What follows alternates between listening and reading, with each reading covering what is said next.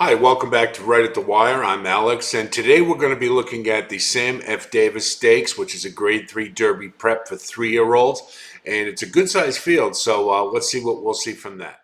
Okay, the Sam Davis is a Grade 3 Derby prep for 3-year-olds at a mile and a 16th at Tampa Bay Downs. And just to note right off the bat, nothing against Tampa Bay Downs, but the Sam F. Davis and the Tampa Derby are kind of the JV of Derby preps. Usually the big name trainers bring their horses into these races when they have questions about them. Their works in progress. So you always want to keep that in mind when evaluating the 3-year-olds that come from the bigger barns. They enter into these races. You can see the configuration is pretty straightforward. It doesn't have any built-in challenges like the Holy Bull last week Gulfstream did. So you just can evaluate the horses accordingly. Of course, outside and speed it is a challenge if you run from the front end and the outside, but we know this. Worthington is hasn't run on dirt yet, and that's a big question mark.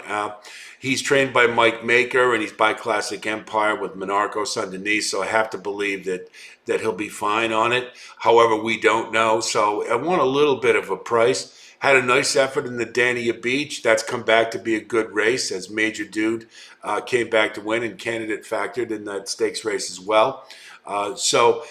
He's got some class, and to me, that's enough to use. I want a little bit of a price, as I mentioned, but I think he's a use in this spot. Prairie Hawk, to me, the big red flags are number one, Saffie Joseph's 3-year-olds really have not been much this year. The Florida breds in general, but as witnessed by Lord Miles and Legacy Isle, just not factoring in the Holy Bull. This one's by Curlin. 2 turns should be okay for him. He's run a couple of times already, so we know he can do it. Problem is that those fractions are so arctically slow. It's very difficult for horses moving up in class to replicate that unless they have a lot of speed built in, and I don't see it with this one. So Prairie Hawk is a toss. Classic Legacy, again, is another one of those from a nice barn who probably there's some questions. Bruce Lunsford owned Art Collector, who won the Pegasus World Cup, and this one's a half to Art Collector. He's trained by Bill Mott. A lot of things to like. Only thing is that the buyers are a little light for this one. Hasn't been around 2 turns yet, and hasn't run since December. I'm going to believe the freshening with Bill Mott has probably done this one good.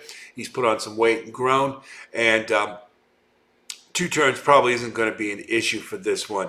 But it is a step up in class, so there's a few things to like. There's some things not to like. I'm going to trust that this horse is in this race because he has some ability, and I'm going to use him. I would like a little bit of a price. I think the connections are going to make that difficult to achieve, but hopefully we'll get some nice value. But he's a use. Laver is an example to me of 2-year-olds who did pretty well at 2 and then didn't build on it at 3. His buyers are sort of plateauing. And yes, New Year's Day, I mean, okay, he'd only been 3 for a day, but I think that's a pretty good sign to me, especially when you consider the Mucho Macho Man turned out to be such a mediocre race. I don't expect this one to factor, and I think given the connections, he might turn into a wise guy horse, and the price might be too short for me. So I'm just not even going to bother. I'm just tossing him. Groveland is pretty much the same as Prairie Hawk. Slow pace for 2 races in a row. Not going to be able to do that with a bigger class field. And so even though he's by Godolphin and he's got great pedigree for 2 turns, that's going to shorten the price. And I don't think this one's worthy of investing. And so he's going to be a toss. Classic Car Wash is very intriguing. He's moving from synthetic to dirt, and as you know, that's one of my favorite angles. Love it when horses move on to conventional dirt from synthetic. A lot of times they pop and put in a nice effort. This one's by Mark Cassie, and he's owned by Gary Barber. Those are good connections. I do wonder about what he beat last time. The Florida State Breds 3-year-olds have not turned out to be much this year, so that's a bit of a red flag. However, again, the synthetic to dirt, I'm hoping that this one will put together a solid race. I don't think he's a win candidate, but underneath for a minor share at a price, I think he could be a use. WNL, this is his first start at 3 years old, so we don't know if he's going to build on what he did last year. But if he duplicates that Remsen, that's an easy win here. That was a very solid effort, dueling with Arctic Arrogance to get the win. You got to wonder that he's 2 for 2 in the slop, hasn't won on conventional dirt yet, and that. But I gotta believe that he's got some quality and that he can make a move forward here. And Jose Ortiz came over from Gulfstream to ride him, and he's his regular rider. I think that's a good sign. So he's a win candidate for me. I do have a couple of questions about him, but I think it's likely that he's going to run a nice race and should be a win candidate. Nota is by John Terranova. Hot barn. They're winning at 32%. And you can see he's got 12 out of 19 finishes in the money at Tampa this year. So he's really crushing it. I don't know. Normally, I probably wouldn't be too high on this horse, but the barn is really hot. He does have flatter on top, so I think he can get 2 turns. And a lot of times horses will pop when they run around 2 turns for the first time. And I'm thinking, when a barn's this hot, this is definitely one to consider for underneath at a really big price. And that's really the only reason. If you toss him, I don't blame you. But I'm going to try to get a price with him, so I'll put him underneath. Champion's Dream is pretty intriguing. His one effort against the better 3-year-olds or better 2-year-olds last year in the Champagne, he didn't do very much running. However, it was in the mud, so maybe we can excuse it. Did come back to win the Nashua, but I don't know really who he beat. Prove Right hasn't turned out to be very much. But by that said, he just got his career high buyer in what has to be considered a tune-up race. I don't think he was pointed to the Pasco. He was pointed to the Sam F. Davis. And he didn't win. He was a short price, but I think that was probably a tightener. So with another move forward, I think he factors in this race significantly. He's got Tyler Gaffalione on him, which is a good sign. And to me, he's a win candidate, and hopefully I'll get a decent price.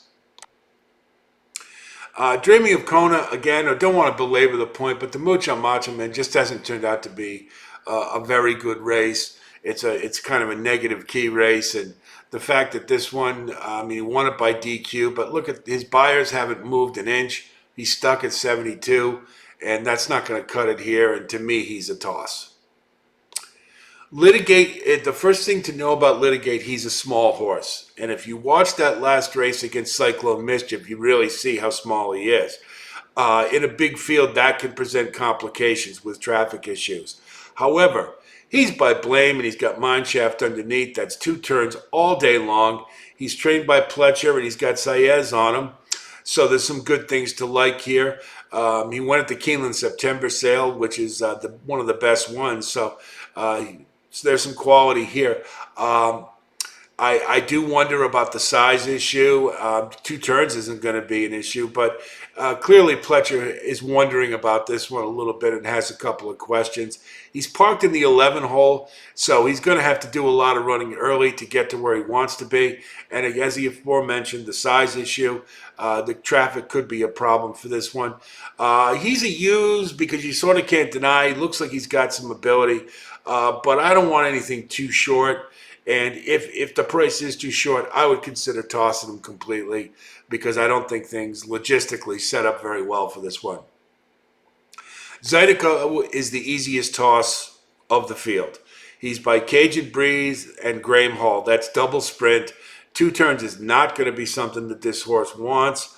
I don't see it. And particularly in the 12 hole, he likely is going to be sent. And if so, he's going to have to do a hell of a lot of running early to get out to the lead. And I don't think that's logical for that to happen. So he's a toss. So if we review, I think Champion's Dream and WNL are likely win candidates. I think you've got Litigate. I think is going to be an underlay. I think Nota, you might get a price underneath, so you might want to think about him. Classic Car Wash, same thing. I think there's some things to like. Don't necessarily think he's a win candidate, but underneath for sure. Uh, Classic Legacy, the connections tell me that likely that you're going to get a good effort out of him. I think he's more likely underneath. And Worthington is intriguing, and you might even go with a win ticket or two if the price is right. I think it's logical to ask that, especially when he hasn't run on dirt yet. But there's a good chance that this one might fire, and if you can get anything like 7-2 or 4-1, that would be pretty sweet. But he's an absolute use. So that's the way I see the Sam Davis.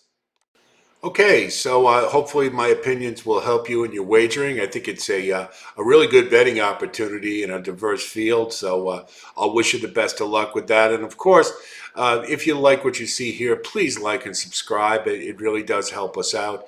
And again, thanks so much for the increased viewership. We really do appreciate it. And I'll be back with a recap of the Withers. I believe we have a new entrant, so we'll take a look at the field again, and hopefully we'll have some new insights to help you out. Thanks.